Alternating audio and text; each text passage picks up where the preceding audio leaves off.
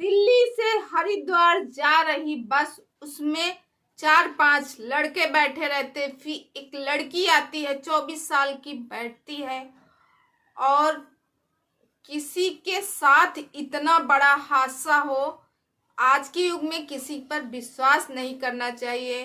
तो नमस्कार दोस्तों, मैं मधुलिका आप सबका स्वागत करती हूँ आपके अपने YouTube चैनल जिसका नाम है मधुलिका UPRPL और मैं हूँ मधुलिका। आज मैं आप लोगों को बहुत ही रोमांचक कहानी लेके आई हूँ और आई होप आप लोगों को पसंद आएगी। अगर आप लोगों को कहानी पसंद आए तो प्लीज लाइक शेयर और सब्सक्राइब जरूर कीजिएगा। तो दोस्तों, एक बस जो है दिल्ली से लुधियाना, तो दोस्तों दिल्ली से हरिद्वार जाने वाली बस में 3 लड़के 2 लड़कियां बैठी रहती, हल्ला गुल करते हैं, मार मस्ती करने। और जैसे ही बस जाने वाली रहती, वहां पे एक लड़की आती है, बहुत ही सुंदर 24 साल की लड़की रहती है। बस में ऊपर चढ़ती है, पिट्ठू बैग लिए रहती है, बस में चारों तरफ नजर मारती, कहीं सीट नहीं दिखती। उसको पीछे वाली सीट खाली रहती मगर वो पीछे वाली सीट में नहीं बैठती है। और फिर देखती है एक लड़का बैठा हुआ है, वो उसके बगल वाली सीट खाली रहती, जाके वो लड़की वहीं बैठ जाती है। तो दोस्तों, उस लड़की का नाम पूजा रहता है और जो लड़का बैठा रहता है पहले से, उसका नाम रहता है अमन। तो जाके वहीं पे बैठ जाती है और अमन के जो दोस्त रहते हैं, 2 उसमें लड़के रहते, 2 लड़कियां रहती, दोनों पार्टनर उनके साथ में रहती। मगर अमन जो है, अमन के साथ कोई नहीं रहता, अमन अकेले ही रहता है। तो उनके जो दोस्त हैं आपस में मजाक करते हैं, मैं आके बैठ जाऊं क्या, तुम्हारा कैसे सफर चलेगा, अरे यार अगर बोर हो तो मेरे पास आके बीच में बैठ जाना। तो वो कहता, अगर हम तुम्हारे लोगों के बीच में बैठ गए ना तो सालो तुम्हारी ऐसी की तैसी होने लगेगी। फिर उसके बाद वो बैठा रहता है, वहां वो पूजा भी जाके बैठती है दोस्तों। और जब पूजा वहां बैठती है और बस जैसे ही चलती है दोस्तों, तो पूजा जो है उसके आंसू बहते रहते हैं, बैग लिए रहते हैं पिट्ठू वाली, मगर उसके आंसू नहीं बंद होते। और जैसे ही बस थोड़ा सा और चलती है, फिर गंगा नदी के पुल के ऊपर आती है, उसमें बैठे सभी लोग जयकारा बोलते हैं, बोलो गंगा मैया की जय। और जो 4-5 लोग रहते हैं, यानी 3 लड़के और 2 लड़कियां जो रहती, वो बहुत तेजी से चिल्लाती हैं, क्योंकि ये लोग घूमने जाते हैं, हरिद्वार घूमने जा रहे हैं और बहुत तेजी से उसमें शोर करते हैं, हल्ला गुल करते जाते हैं। जैसे ही गंगा मैया आते, सब लोग जयकारा बोलते हैं, वो और तेजी से रोती है, पूजा के आंसू और तेजी से रुकते हैं। तो दोस्तों, अमन और अमन के दोस्त जो हैं टूर पे जा रहे थे घूमने के लिए, क्योंकि वो लोग एक ही कंपनी में जॉब करते हैं। कोई मैनेजर रहता है, कोई MDA रहता है, कोई बाबूजी रहता है, अपने अपने पद सबके रहते हैं।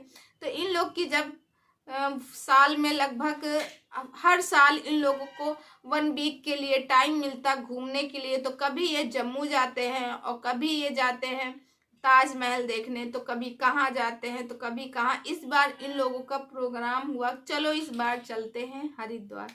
और दोस्तों, वहां से वो जाते हैं हरिद्वार के लिए, वो बैठी रहती, मगर पूजा के आंसू नहीं रुकते। अमन देखता है कि पता नहीं ये लड़की क्यों रो रही है, फिर भी वो उससे पूछने की, जानकारी लेने की जरूरत सोचता है कि इसको कैसे मैं इससे पूछूं। और जो पूजा रहती है, पूजा एक पिट्ठू बैग लिए रहती, वो अपने बैग को अपने ऊपर रखे रहती है। तो अमन कहता है कि अगर हो सके तो इस बैग को ऊपर रख दीजिए स्टैंड में और आप आराम से बैठ जाइए। तो वो कहती है मुझे तो कोई तकलीफ नहीं, अगर आपको तकलीफ हो रही क्या बैग से, तो कहता नहीं मुझे भी तकलीफ नहीं, मगर आप आराम से बैठ जाओ। फिर भी वो इतना कह के बस इतना उस बैग को कहती है हम बैग लिए हैं, हम ठीक है। तो पूछता है आप अकेले हो कि किसके साथ हो, तो वो बोलती है मैं अकेले नहीं, मैं 2 लोग हूँ। तो वो देखता है पूरे बस में उसे कहीं दूसरा कोई बंदा नहीं दिखाई देता, मगर फिर भी वो फिर कुछ नहीं बोलता।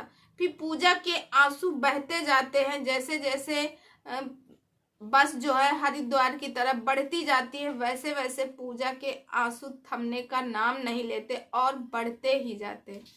दोस्तों फिर उसके बाद एक ढाबा आता है, ढाबा के किनारे बस रुकती है और रात के लगभग बज गए थे 11 और वहाँ जो बस कंडक्टर रहते हैं और बस ड्राइवर कहते हैं कि यहाँ बस 1 घंटे रुकेगी, जिसको जिसको नाश्ता पानी करना है, खाना खाना है, खा सकता है। फिर बस रुकती है, बस के सभी लोग उतर जाते हैं और वहाँ खाना वगैरह खाते हैं, खाना के लिए ऑर्डर करते हैं। मगर जो अमन रहता वो नहीं उतरता, तो उसके दोस्त कहते हैं अरे अमन, क्या तू वहीं बैठा रहेगा, तू नहीं चलेगा क्या? आज तो तुम्हारे ही पैसों से हम लोग खाएंगे और ऐश करेंगे। तो वो कहता अरे यार, क्या मैं तुम लोगों को कभी मना किया हूँ क्या? ठीक है मैं आता हूँ। वो चला जाता है, पूजा से कहता कि तुम भी चलो बाहर कुछ खा पी लो चल के। तो वो कहती नहीं मैं नहीं जाऊंगी। वो चला जाता है मगर पूजा वहीं बैठी रहती। फिर भी वो देखता है बार बार कि शायद पूजा आए, मगर पूजा नहीं आती है और खाने का ऑर्डर दे देते हैं और खाना आने में थोड़ा सा लेट रहता है। तब तक ये अपने दोस्तों से कहता है मैं 1 मिनट में आता हूँ। वो बस में फिर जाता है, वहां देखता है कि पूजा बैठी है। तो उससे कहता तुम क्यों नहीं चलोगी, चलो तुम भी बाहर चलो। तो कहती है तुम क्यों मेरे पीछे पड़े हो? पूजा कहती है तुम मेरे पीछे क्यों पड़े हो, आखिर तुमको प्रॉब्लम क्या है मुझसे? मैं नहीं जाना चाहती हूँ, मैं यहीं ठीक हूँ। तो कहता है कुछ तो खा पी लो चल के। फिर कहती है, फिर वो जाती है। जाने के बाद वो वॉशरूम की तरफ बढ़ती है और अपना बैग उनको थमा देती है। कहती है मैं 5 मिनट में आ रही हूँ, और वॉशरूम जाती है, वहां से 5 मिनट में आती है और अपना बैग लेती है, फिर बस में चढ़ जाती है। वो कहता है अरे कुछ तो खा लो। कहती नहीं मैं कुछ नहीं खाऊंगी, आपको जो खाना हो खा लीजिए और आप मुझे भगवान के लिए परेशान मत कीजिए। उसके आगे हाथ जोड़ती है, फिर वो बस में चढ़ जाती है। अच्छा वो सारे लोग खाना वाना खा के फिर बस में आ जाते हैं। बस चलती है और चलने के बाद उसी समय जो अमन था वहां से एक चिप्स की पैकेट लेके आता है और एक कोल्ड ड्रिंक की बॉटल लेके आता है। कोल्ड ड्रिंक और चिप्स की लेके आता है। जैसे ही बस चल देती है तो फिर उसके बाद वो कहता है, पूजा से कहता है, पूजा उसको चिप्स की पैकेट को फाड़ता है और कहता है लो आप खा लो, थोड़ा सा खा लो। कहती है मैं नहीं खाऊंगी, आखिर तुम क्या चाहते क्या हो, क्यों मेरे पीछे पड़े हो? मैं तुम्हारे आगे फिर से हाथ जोड़ती हूँ, मुझे मेरे हालात में छोड़ दो। मगर वो नहीं मानता। फिर थोड़ी देर बाद, क्योंकि पूजा के आंसू बहते रहते, पूजा अपने कभी मुंह छुपाती तो कभी अपने दुपट्टे से ऐसे अपने चेहरे को साफ करती। फिर उसके बाद फिर अमन का नहीं होता। फिर वो कहता है प्लीज एक ही खा लो, अच्छा पीस मेरे लिए खा लो। वो कैसे करके फिर एक पीस खा लेती, फिर कहता फिर एक खा लो, फिर एक खा लो। ऐसे करके चिप्स का आधा पैकेट पूजा को खिला देता है। और फिर उसके बाद जो कोल्ड ड्रिंक लिया रहता उसमें से 2-4 घूंट जबरदस्ती उसको पिला देता है।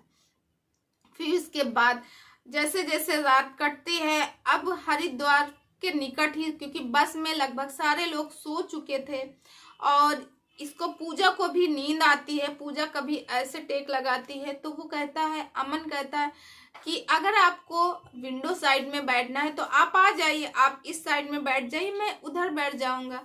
तो पहले तो कहती है नहीं मैं यहाँ ठीक हूँ, फिर कहती है अच्छा चलो ठीक है। वो विंडो साइड में जाती है और बैग के ऊपर ऐसे सिर रख के सो जाती है।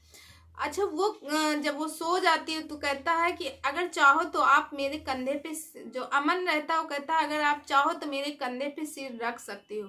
मगर पूजा जो रहती है वो उसके कंधे पे सिर नहीं रखती है। फिर बस न तेजी से चलती है, काफी रात हो जाती है और उसके बाद पूजा नींद में अपना सिर इधर उधर करती है। तो अमन क्या करता है कि पूजा का सिर जो है अपने कंधों में रख लेता है। जैसे ही पूजा का सिर अपने कंधों में रखता है वैसे ही पूजा जग जाती है। तो अमन कहता है सो जाओ, कोई बात नहीं है, मैं कुछ करूंगा नहीं और तुम रिलैक्स हो के सो जाओ, इतना तो मेरे ऊपर विश्वास कर ही सकती हो। तो फिर पूजा सिर रख के सो जाती है। अच्छा जो बस की सीटें रहती हैं वो ऊंची इतनी रहती है जिसकी वजह से कौन क्या कर रहा क्या नहीं कर रहा है किसी को कुछ दिखाई नहीं देता। और पूजा सिर रख के सो जाती, किसी को नहीं समझ में आता कि पूजा ने सिर रख के सोया अमन के ऊपर कि ऐसे ही।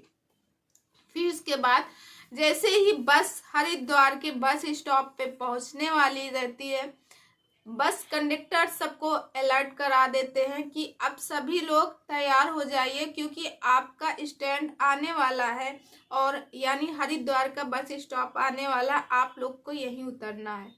तो सभी लोग उतरने के लिए तैयार हो जाते, पूजा भी तैयार हो जाती, मगर पूजा जैसे ही बस स्टॉप आता वो और उसके आंसू और नहीं रुकते, फिर बहना शुरू हुई हो जाते। फिर वो बोलता है अरे आप कहाँ जाओगी? तो वो बोलती है मुझे, क्योंकि अमन को लगता है कि मैं कैसे भी करके पूजा से ये जानकारी लूं, आखिर इसको जाना कहाँ है, मगर पूजा कुछ बताने के लिए तैयार नहीं रहती। फिर भी अमन कहता है कि बताओ आपको कहाँ जाना है। तो वो कहती है, क्योंकि वो किसी न किसी बहाने से उससे जानकारी लेना चाहता था कि ये कहाँ जा रही, कि कौन है इसके साथ में, क्यों आई हरिद्वार, ऐसे सब।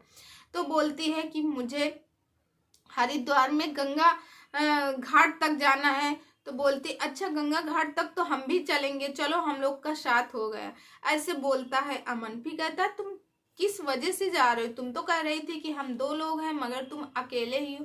तो वो कहती है नहीं हम 2 लोग ही हैं। इतना कह के पूजा रोने लगती है। फिर अमन कहता उसके ऐसे चेहरे पे कि बताओ आखिर बात क्या है, तुम इतना क्यों रो रही, और तुम्हें क्यों ऐसा क्या पड़ा कि तुम अकेले जा रही हो हरिद्वार और गंगा घाट में।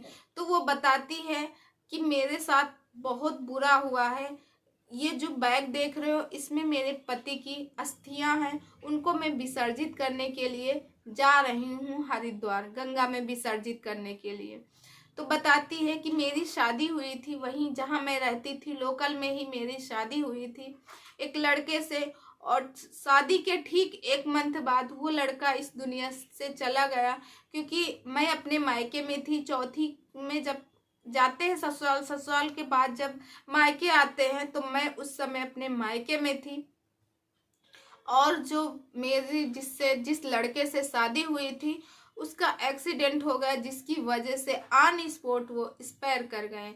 और जब मुझे पता चला, मेरे घर को जानकारी मिली, तो मैं लानन फानन अपनी माँ बाप के साथ रोते हुए मैं पहुंची, बिलखते हुए। तो मेरे सास ससुर ने मेरे पति का चेहरा नहीं देखने दिया और मुझे अंदर नहीं लिया, मुझे वहां से भगा दिया। मैं बहुत बड़ी अभागन हूँ।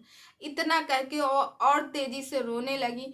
फिर कहने लगी कि इसमें जो अस्थियां हैं, तो वो पूछा तुम्हारे पास ये अस्थियां कहाँ से आई। तो पूजा कही जब मेरे पति की अंतिम संस्कार हुआ उसके बाद मैं दूसरे दिन वहां गई थी और उनके आगे हाथ पैर जोड़ी कि मुझे ये अस्थियां दे दो, मुझे थोड़ी सी ही, क्योंकि मैं चाहती हूँ, क्योंकि मेरे पति का चेहरा भी नहीं देखने को मिला, तो मैं चाहती हूँ कि इनका अंतिम संस्कार मैं करूँ। बाकी उनके घर वालों ने जो किया तो किया, मगर मेरी इच्छा है मैं हरिद्वार में जाके करूँ, क्योंकि मैं 1 ही महीने उनके साथ बिताई हूँ, मगर वो 1 महीने 100 साल के बराबर हैं।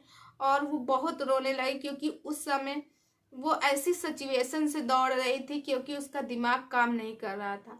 तो उसने कहा तुम ही क्यों आई हो, ना तो इनके घर वाले। तो उसने कहा ना तो मेरे मायके वाले जानते हैं ये बात, और ना ही मेरे ससुराल वाले। मैं अस्थियां ला के और एक लोटे में एक अस्थियां ली थी, उसी में 2 फूल करके इसको बांध के मैं छुपा के रखी थी, और 1 महीने हो गए हैं और अब मुझे टाइम मिला इसको विसर्जित करने के लिए, तो मैं इन्हें विसर्जित करने जा रही हूँ। और इतना करके बहुत रोती है। फिर उसके बाद बस स्टॉप आ ही जाता, सभी लोग बाहर निकलते हैं। अमन के जो दोस्त रहते सब हल्ला हुल्ला बहुत करते हैं, मगर अमन एकदम शांति से रहता, क्योंकि वो पूजा का दुख दर्द जान चुका था। जैसे ही नीचे आता है अमन और अमन के दोस्त आते हैं, तो फिर अमन अपने दोस्तों से सारी बात पूजा के बारे में बताते हैं। तो उनके दोस्त भी अच्छे रहते हैं। और जो लड़कियां रहती हैं उनको पूजा से हमदर्द हो जाता, वो लोग भी उसके दुख में शामिल हो जाते, वो लोग भी उसको समझाते हैं और कहते हैं तुम परेशान न हो, हम तुम्हारे साथ हैं, हम अस्थियां चलो विसर्जित करवाएंगे। वो कहती है नहीं रहने दो, मैं अकेले ही कर लूंगी। वो कहता, अमन कहता नहीं इसमें अकेले नहीं जाया जाता, इसमें सबको लेके जाया जाता, चलो मैं तुम्हारे साथ चलता हूँ। और हमारे सारे दोस्त 4-5 लोग तो हो ही जाएंगे, क्योंकि 5 लोग पहले से थे और उसको पूजा को लेके 6 लोग हो गए, क्योंकि 2 लड़के थे, उसके 2 दोस्त थे और उनके साथ की उनकी पार्टनर थी और साथ में अमन था। 5 लोग वो हुए और एक पूजा थी, तो 6 लोग हो गए। जैसे ही वो लोग जाते हैं गंगा घाट के किनारे और जो लोटे का अस्थिया रहता है, तो अमन जो है पूजा को पकड़ के लेके जाता है, छाती तक पानी रहता, उसी की गहराई में वहां तक जाता है। फिर उसके बाद उस अस्थिया को और उस अस्थियों को गंगा जी में डालता है और लोटे को खोल, पहले अस्थिया कहता खोलो, वो खोलती है, फिर उसको जैसे खोलती है वो अपने पति की अस्थिया देख के और फूट फूट के रोने लगती और एकदम से कांपने लगती है। फिर उसकी अस्थिया गंगा जी में डलवाता है और फिर वो जैसे ही गंगा जी में अस्थियां पड़ती हैं, लोटा पड़ता है, वो बहने लगता, वो पूजा वहीं पे उसका शरीर एकदम कांपने लगता, रोने लगती है और लगता है कि गिर जाएगी। वैसे ही पकड़ के अमन और अमन के जो साथी रहते पकड़ के बाहर लेके आते। फिर पूजा की नहाती है, क्योंकि अमन के साथ में जो अमन के दोस्त थे उनकी पार्टनर थी, 2 लड़कियां भी थी, वो पूजा को नहलाती हैं और फिर जाके कैसे भी करके पूजा के कपड़े बदलाती हैं।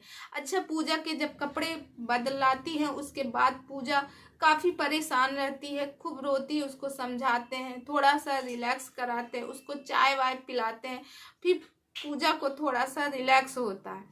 फिर उसके बाद वो तो कहती है कि अच्छा अब मैं तो दिल्ली जा रही हूँ। वो लोग कहते हैं मत जाओ दिल्ली, मेरे साथ में रहो। पूजा तुम्हारा दिन कितना खराब था, सिर्फ मेरे साथ 1-2 दिन रहोगी तो अच्छा लगेगा। वो कहती है नहीं मुझे कुछ नहीं, मुझे दिल्ली ही जाना है।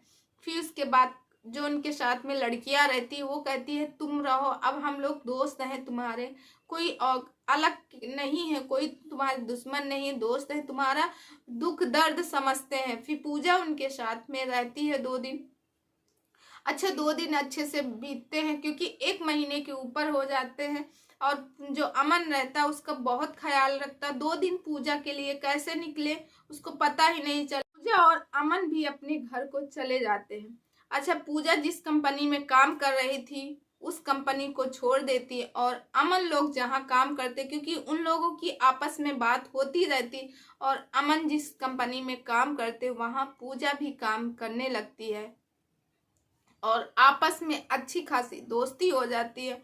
और दोस्तों, पूजा और अमन की शादी हो जाती है, उन लोगों में प्यार होता, शादी हो जाती। तो दोस्तों, आपको ये कहानी कैसी लगी?